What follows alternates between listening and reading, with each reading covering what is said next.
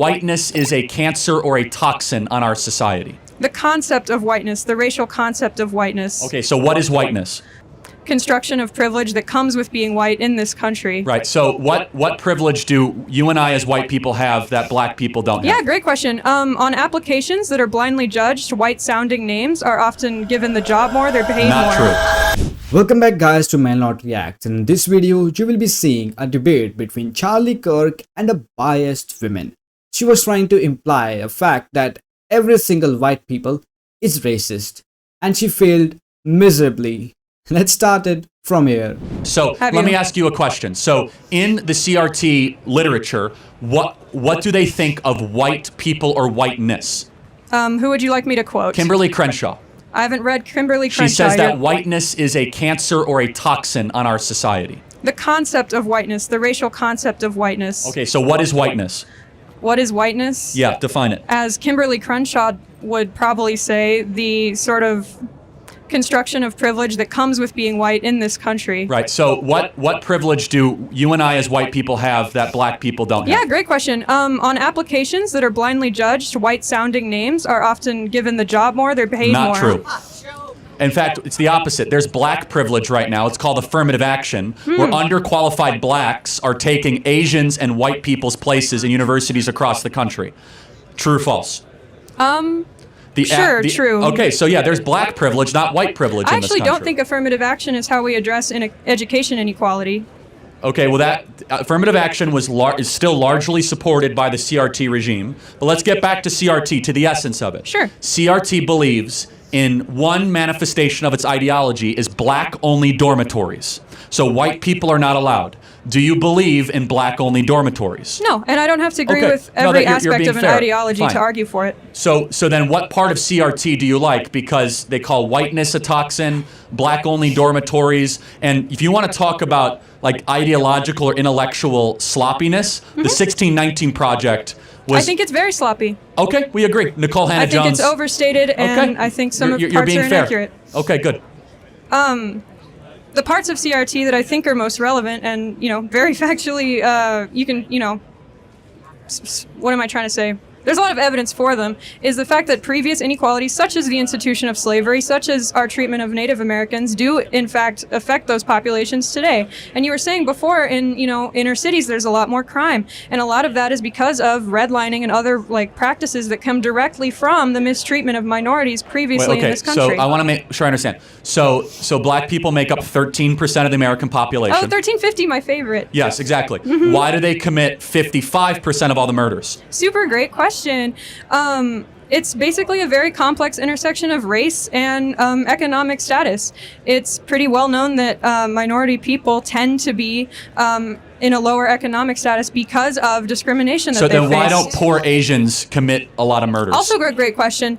Asian people weren't originally brought to America on purpose like black people, and they weren't already present here like natives. So blacks murder because they were brought here 250 years ago? No, I would like to finish. Okay, just answer. It's very simple. I am answering. No, I know, but you're not really. I am. Asian Americans predominantly immigrate here for work reasons. They come from already wealthy countries. They're already wealthy when they get here. Crime is committed primarily by First of all, poorer that's not people. true. Talk to anybody from who's Vietnamese? Anybody? Did your family come here wealthy? No. Yes not and wealthy, no. Okay. but not. Yes I'm not or saying no? they come No. here. Okay. The average Vietnamese does not come here wealthy. I'm not. Okay. I perhaps misspoke. Not wealthy, but a lot of the, you complain about it all the time. A lot of the immigration from countries that border us, right? It's sort of desperate people who are of a lower economic status, right? And they're coming here for a better life. So two things. Number one, there's been more blacks that have legally immigrated to this country in the last 30 years than were ever brought as slaves. That's number one. Number two, you still haven't answered the question. I'm trying to. Why? It's a complicated answer. Black people are only 13% of the population, yet they commit 55% of the murders. Why? Because black people tend to be in lower economic statuses because of Okay, no, this CRT, is fine. This is great. Basically. So you think that poverty equals crime?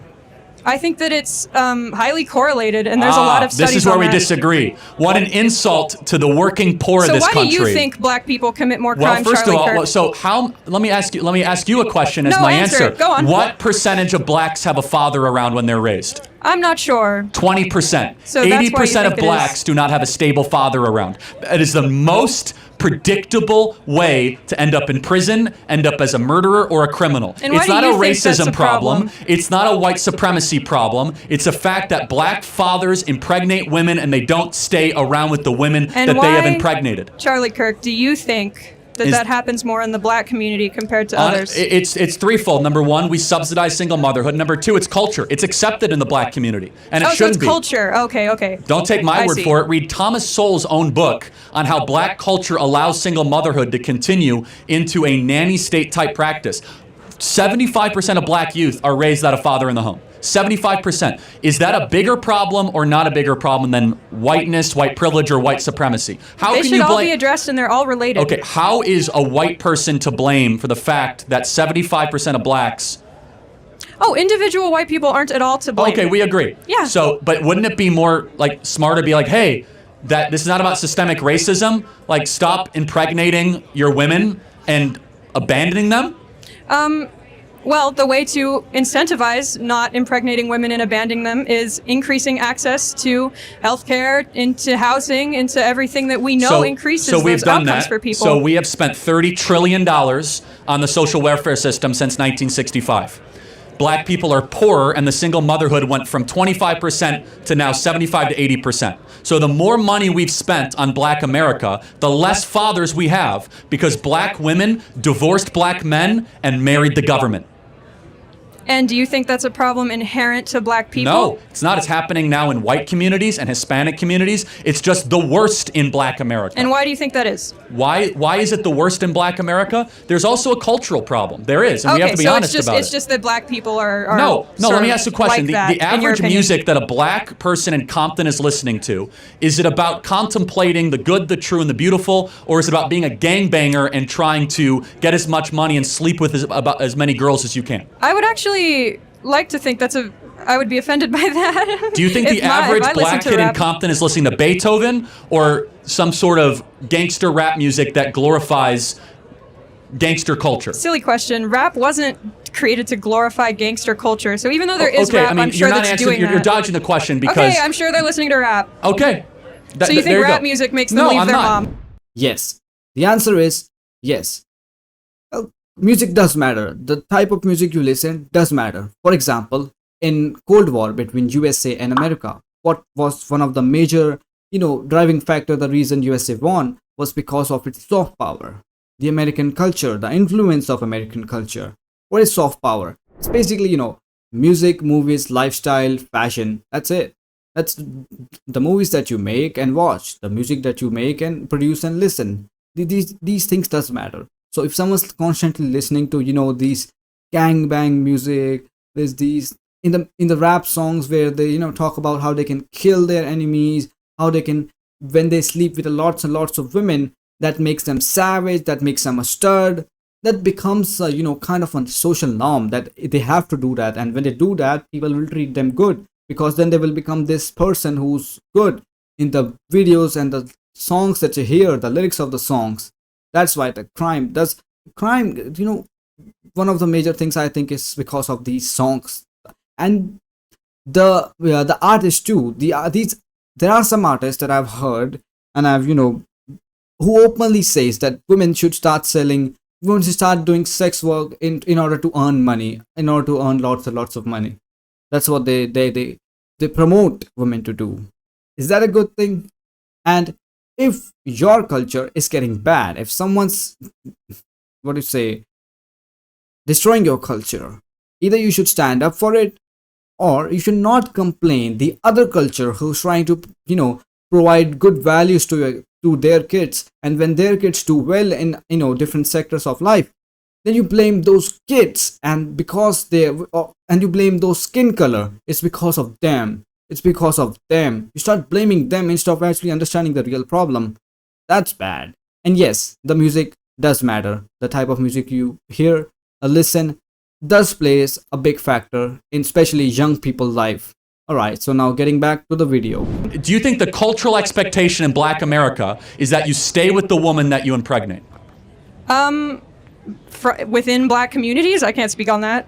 Okay, the answer is no. It's not. It's not expected. Okay, and do you think that hold on, in white Anglo-Saxon Protestant communities, it's a fact. Hold on. In upper middle class white communities, upper middle class, say that part louder. Yeah, upper middle class white Anglo-Saxon Protestant communities, if you impregnate a woman, you are looked down upon and we do not think highly of you if you abandon the woman that you impregnate. That's a cultural difference. Has nothing to do with money. Has nothing to do with anything except norms. And the norms that have infected Black America are destroying it from within.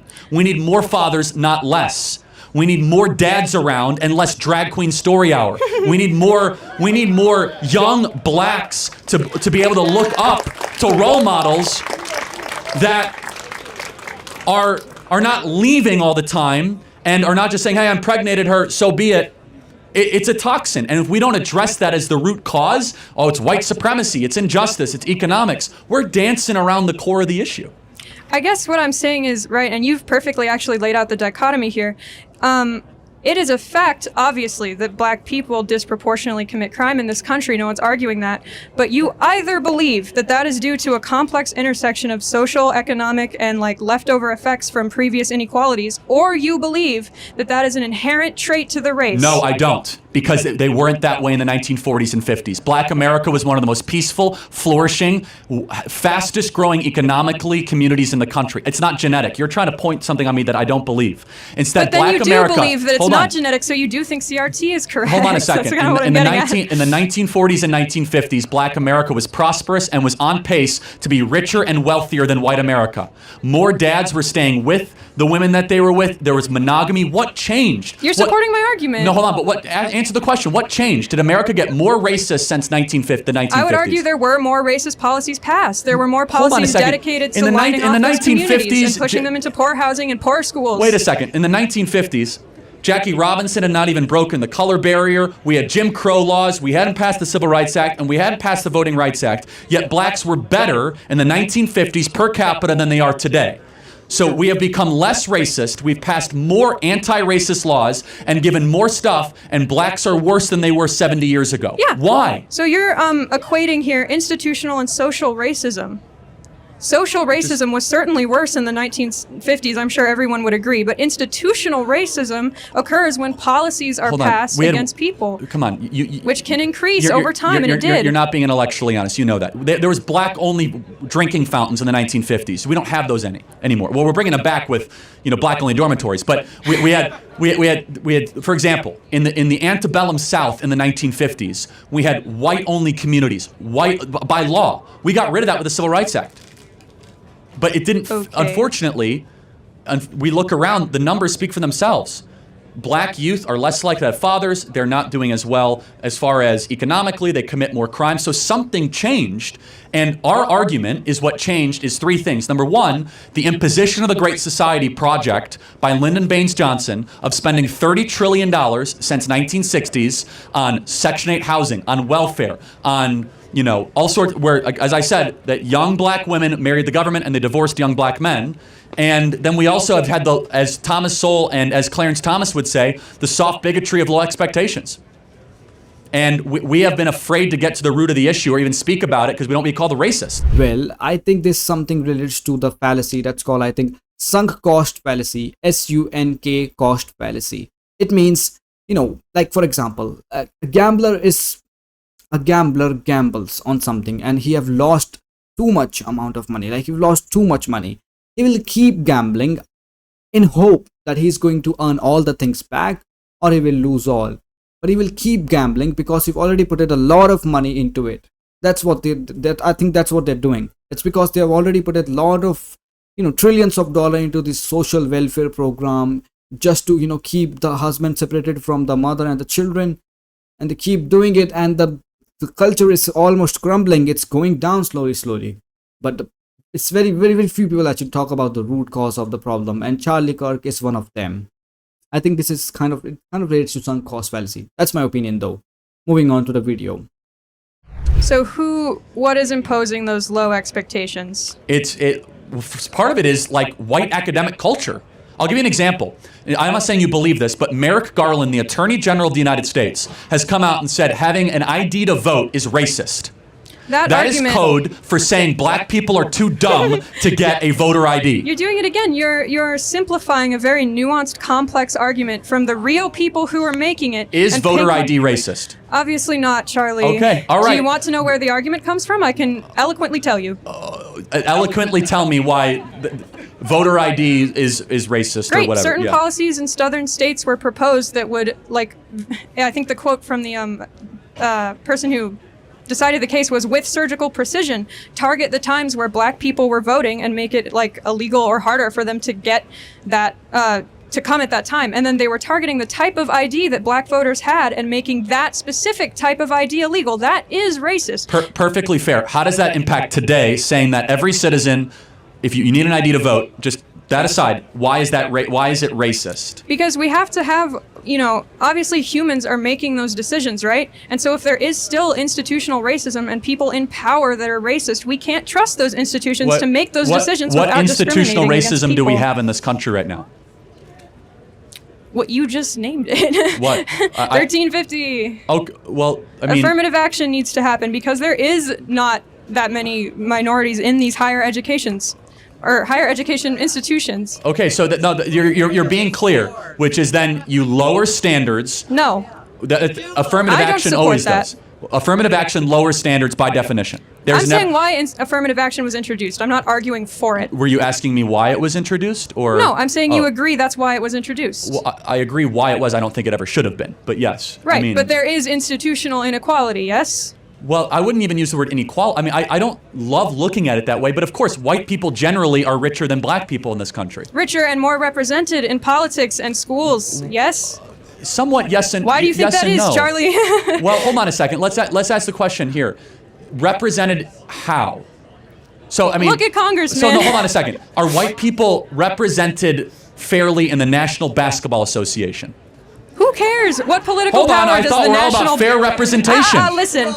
I think that it should, by law, half of the NBA should be white, Great, fine. and the product would suck Lobby for it. because I don't blacks care. are much better at basketball than we whites are. What political power does the NBA have? A lot, actually. The NBA reaches millions of people every day. They have slogans that people internalize. In fact, if the NBA had no political power, why would they have to wear Black Lives Matter on all their jerseys? Why would politicians try to get their endorsements all the time? The NBA is more powerful than Congress in some ways of shaping the minds. I think it's your turn to be academically dishonest Hold on now, a second. but sure. No. But if you want fair representation, just to be clear, then why would you not be against whites, by law, being half of the National Basketball Association? Right now, Sure. black people make up 88% of the NBA.